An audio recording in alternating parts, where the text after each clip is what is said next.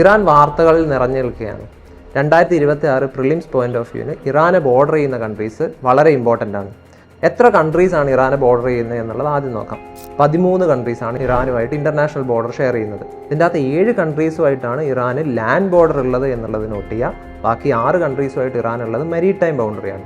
അപ്പോൾ ഏതൊക്കെയാണ് 7 countries land border ഉള്ളത് എന്നുള്ളത് ഫസ്റ്റ് നോക്കാം.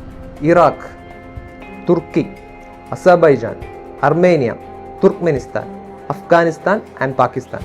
സോ ഈ കൺട്രീസിൻ്റെ അകത്ത് ഇറാഖുമായിട്ടാണ് ഏറ്റവും കൂടുതൽ ലാൻഡ് ബോർഡർ ഷെയർ ചെയ്യുന്നത് എന്നുള്ളത് നോട്ട് ചെയ്യുന്നതിൻ്റെ കൂടെ അർമേനിയയായിട്ടാണ് ഏറ്റവും കുറവ് ലാൻഡ് ബോർഡർ ഉള്ളത് എന്നുള്ളതും കൂടി നോട്ട് ചെയ്യാം.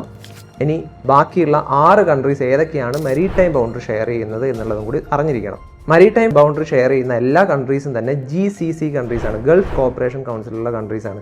എല്ലാ ഗൾഫ് കോപ്പറേഷൻ കൗൺസിലുള്ള കൺട്രീസുമായിട്ട് ഇറാന് മെരിടൈം ബൗണ്ടറി ഉണ്ട്. അപ്പോൾ ഏതൊക്കെയാണ് GCC കൺട്രീസ്? ക്യൂബോക്സ് എന്നുള്ള ന്യൂമോണിയം യൂസ് ചെയ്തിട്ട് നിങ്ങൾക്കത് പഠിക്കാം.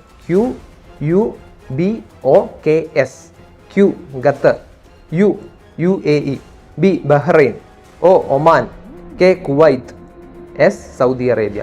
സോ ഇതൊക്കെയാണ് ഇറാനുമായിട്ട് ബോർഡർ ഷെയർ ചെയ്യുന്ന കൺട്രീസ് എന്നുള്ളത് നോട്ട് ചെയ്യാം. ഇതുകൂടാതെ ഇറാന് 2 വാട്ടർ ബോഡീസുമായിട്ടും ബോർഡർ ഷെയർ ചെയ്യുന്നുണ്ട്.